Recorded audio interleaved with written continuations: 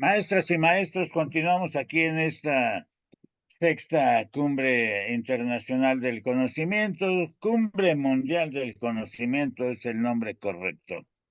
Estamos en el capítulo educación, estamos en México, de México para Dubái.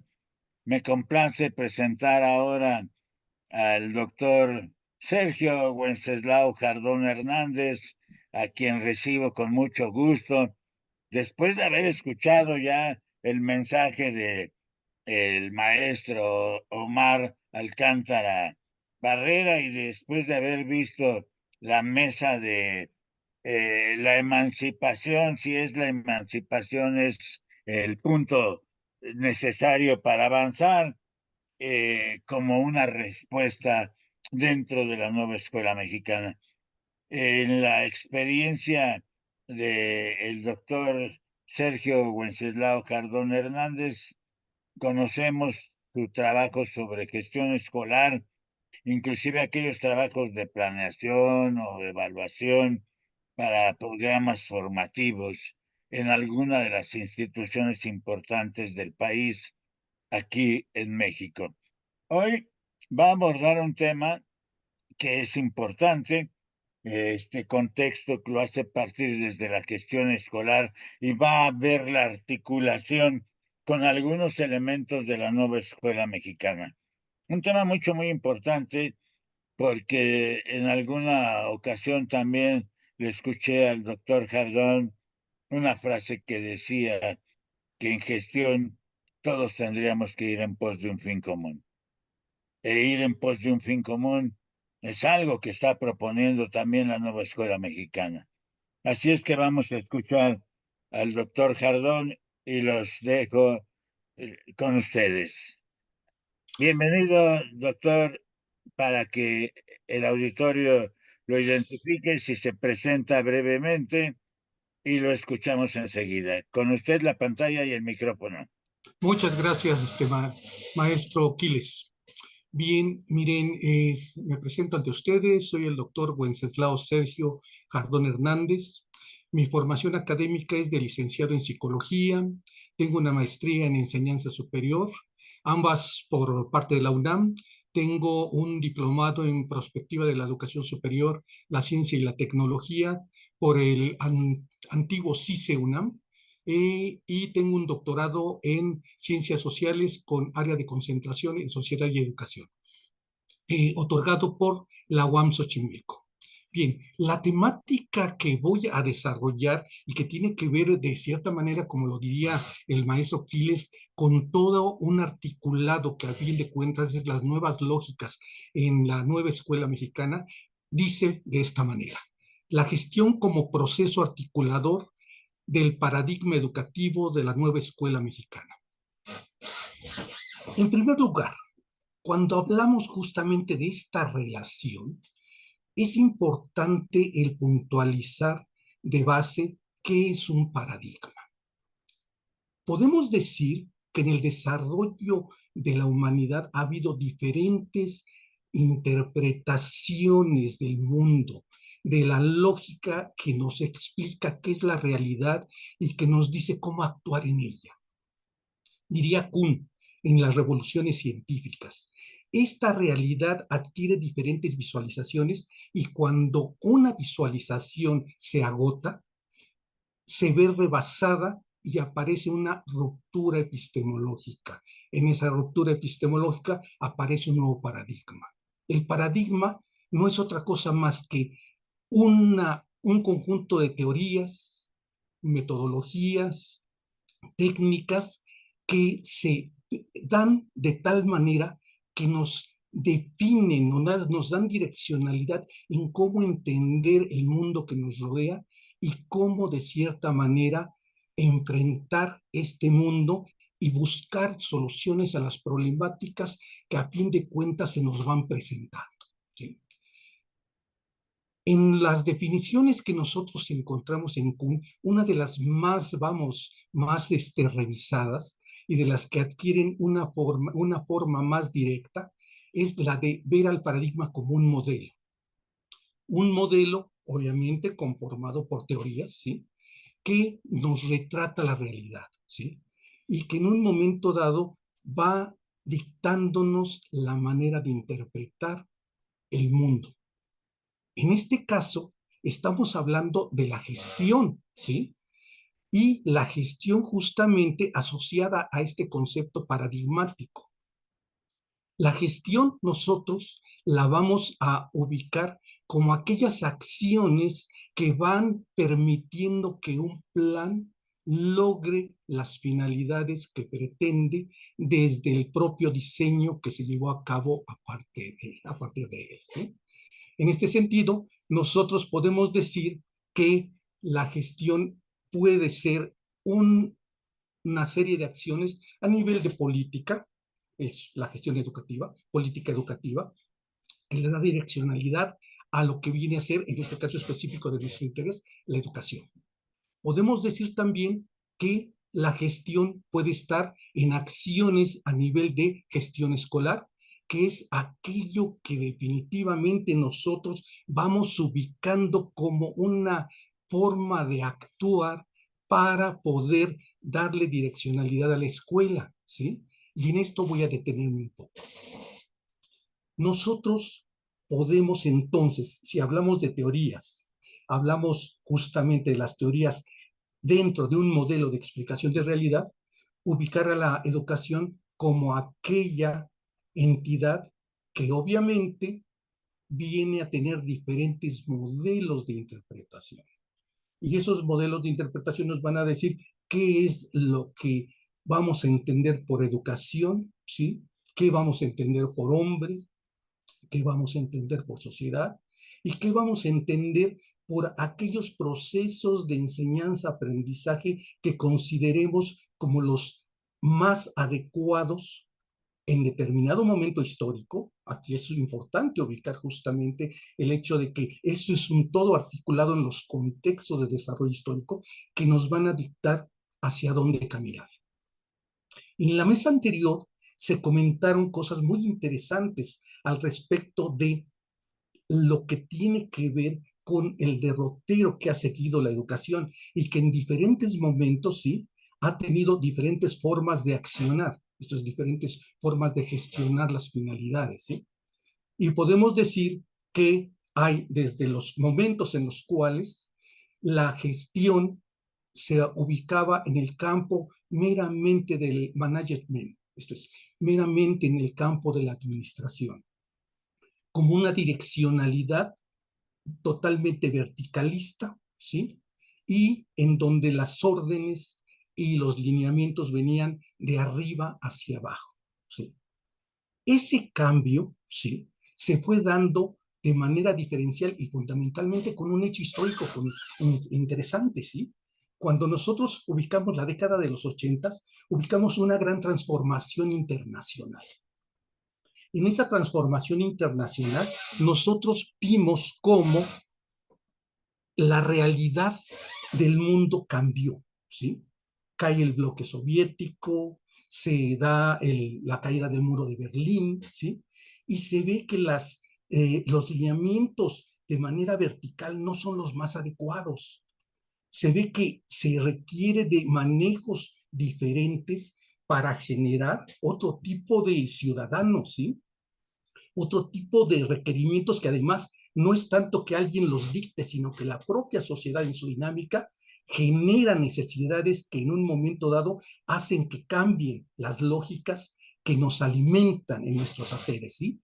Y aparece un documento muy interesante que es Educación y Conocimiento, Eje de Transformación Productiva con Equidad, de la CEPAL. Este documento, si nosotros lo ubicamos, ¿sí?, nos vamos a dar cuenta que cuando se hace el plan nacional, ¿sí?, con Cedillo, su plan nacional es propiamente en el campo de la educación una repetición o una copia casi fiel de educación y conocimiento, ¿sí? ¿Por qué? Porque se retoman los discursos que habían sido manejados a nivel internacional como una necesidad que la historia nos generaba. Nos llegan a nosotros en lo que ustedes históricamente recordarán se denominó proyecto escolar, ¿sí? Pero nos llegan como una copia, lo reitero, pero no como algo que hubiese surgido como una necesidad de los ciudadanos mexicanos, ¿sí? ¿Qué pasa en la educación? Se siguen la tónica de tomar justo esos lineamientos, pero en el discurso, no en la práctica. Se habla de proyecto escolar, se habla de la necesidad del trabajo colegiado, se habla de la necesidad de una participación activa de todos los actores institucionales, ¿sí? Sin embargo, los lineamientos siguen siendo de arriba para abajo, ¿sí? Siguen siendo verticalistas, siguen manejándose en términos autoritarios, que en un momento dado tiene que ver con un manejo administrativo. Este proceso se sigue desarrollando justamente en los siguientes sexenios con las escuelas de calidad, ¿sí? Después empiezan a darse, vamos a decir, el trabajo en relación con competencias, pero se sigue manejando un discurso que en su contenido discursivo habla de posibilidades de acción en el magisterio. Sin embargo, cuando hablamos de su realidad en términos de la organización que en la SEP se tiene, esta no se corresponde directamente con lo que se maneja en el discurso, ¿sí? Y en este caso, la gestión justo tiende a ser una gestión que busca darles posibilidades a los docentes, pero que a la par la serie de documentos que en un momento dado se les piden para ir cubriendo en términos de sus planeaciones, lo siguen amarrando a una lógica muy esquemática y cuadrada, ¿sí? Ahora, ¿qué pasa entonces en esto donde yo lo manejo como la gestión como proceso articulado del paradigma de la educación en el caso de la nueva escuela mexicana? Ubicamos aquí una situación muy interesante porque si bien es cierto que en un momento dado nosotros vemos los programas y planes de estudio como una serie de contenidos con dosificación directa para que el docente las lleve a cabo, ¿sí? Y en donde nosotros encontramos al interior de estas una lógica disciplinar, y por lógica disciplinar entiendo lo siguiente. Y lo van a entender más claramente cuando hablamos del nivel de secundaria. El niño va a la clase de matemáticas y solo aprende matemáticas. Va a la clase de español, solo aprende español, ¿sí? A la clase de química, solo aprende química, ¿sí? Entonces, se van ubicando el nuevo contenido, el contenido como contenido separado, como contenido que no se articula. Pero cuando hablamos del paradigma justamente de la educación en la nueva escuela mexicana, hablamos fundamentalmente, fíjense, de tres ejes que en un momento dado cambian totalmente la lógica al interior de lo que viene a ser este nuevo programa, ¿sí? El primer eje, la integración curricular, ¿sí? Si en el otro el paradigma era separar cada una de las asignaturas de manera independiente, en este se dice integración curricular, y en la integración curricular aparecen, vamos a decir, 4 campos formativos, ¿sí? Lenguajes, saberes y pensamiento científico, ética, naturaleza y sociedades, de lo humano y lo comunitario. Y ustedes dirían, bueno, entonces, ¿qué pasó con los contenidos, con las asignaturas que se tenían? ¿Sí? Es más, a mí me recuerda un video muy interesante en el cual Ángel Díaz Barriga, que fue uno de los, se puede decir que el pilar en lo que es el planteamiento de esta nueva lógica, ¿sí? Está con los diputados para explicarle, diputados de todos los partidos, para explicarles el contenido, ¿sí? De esta nuevo paradigma, ¿sí? Y antes de que se iniciara, la respuesta que tiene por parte de varios de ellos, que por cierto se levantaron y se fueron, ¿sí? Fue, estamos totalmente en contra, y no por usted, sino porque queremos que aquí la Secretaría de Educación Pública nos diga por qué desapareció totalmente las matemáticas. Si ese es un elemento fundamental, ¿sí? Esto es, se tenía la idea, y no se les puede cuestionar profundamente porque fuimos formados en eso. La mayor parte, vamos, de la gente que tenemos los procesos ya en términos de nuestras licenciaturas o nuestros posgrados, fuimos formados en esa separación disciplinar, ¿sí? Y si no aparece ahí anotada, quiere decir que no existe, ¿sí? Sin embargo, cuando se fueron, ¿sí? Obviamente no dieron tiempo para que Ángel Díaz Barriga, el doctor Ángel Díaz Barriga, diera la explicación correspondiente, ¿sí? Ya él empieza a ubicar justo con los que se quedaron y empieza a ver justo el que en cada uno de estos campos se integran las diferentes disciplinas. El lenguaje no implica nada más español, implica las lenguas extranjeras que se puedan enseñar y que en el caso de vamos, de la escuela oficial, pues podemos hablar de el inglés, ¿sí? Pero que en el caso de escuelas particulares podemos ver que hay unas que hablan hasta del chino, ¿sí? Hablan unos, vamos a decir, de francés, meten algunos otros idiomas, ¿sí? Entonces ahí ya el lenguaje se está hablando no solo del español, sino de otras lenguas, pero también pueden haber lenguas, el lenguaje de señas, ¿sí? Que es otra lengua. También puede haber el lenguaje justamente en el arte, ¿sí? Y que esto tiene que ver con diferentes formas de lenguaje y que está integrándose en ese campo formativo, ¿sí? Y que nosotros, pues lo tomamos literalmente, de manera directa como lenguaje, pero asociado a lo que conocemos en nuestra formación muy específica en el desarrollo de nuestra escolaridad, ¿sí? Cuando nosotros vemos ahora el segundo, ¿sí? Que era el gran cuestionamiento de ellos, que es saberes y pensamiento científico, ahí podemos encontrar el uso de las matemáticas con una abundancia impresionante, como lo diría el doctor Ángel Díaz Barriga, ¿sí? Sin embargo, justo aquí no se ve el contenido de la materia como una materia, vamos a decir, separada, sino integrada curricularmente.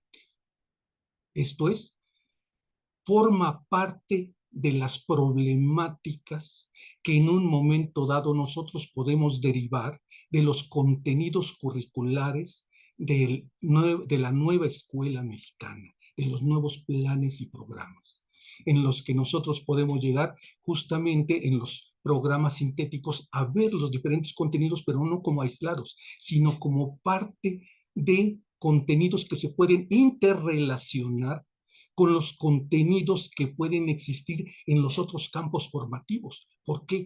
Porque la realidad no se da de manera separada, disgregada. La realidad se nos presenta como una totalidad. Y en esa totalidad, nosotros en problemáticas que se pueden presentar justamente en el campo de vivencia cotidiana, las abordamos, vamos, interrelacionándolas para darle solución a los problemas. Con ello, estamos viendo que si el paradigma es justamente una teoría o serie de teorías que encuadran la realidad, ¿sí?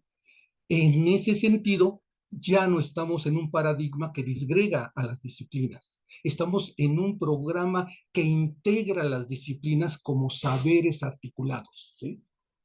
Ahí es donde podemos ubicar ese, vamos, salto paradigmático. Pero vamos aún más allá.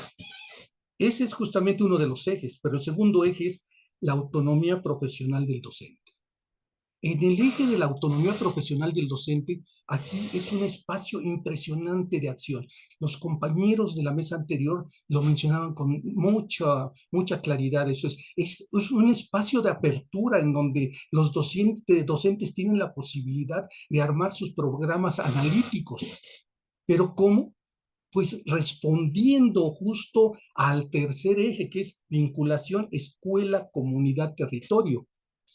Y como lo decía el compañero José Luis, si enseñan en Tijuana de una manera, en otro lugar no se puede enseñar de esa misma manera porque la comunidad es diferente, las necesidades son diferentes.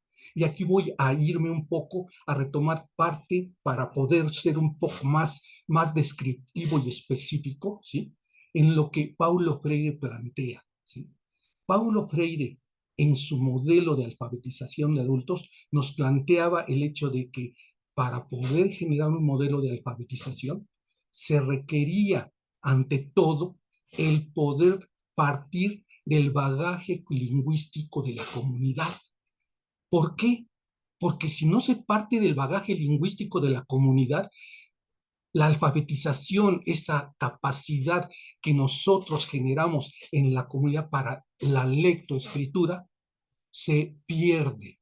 De hecho, mi tesis de licenciatura fue sobre esa temática y nosotros hicimos un estudio de campo en comunidades en donde nos dimos cuenta que al meternos en los procesos de alfabetización de adultos, las corrientes funcionalistas lo que hacían es que llegaban, alfabetizaban un grupo y dentro de un tiempo regresaban y la gente ya había perdido esa capacidad.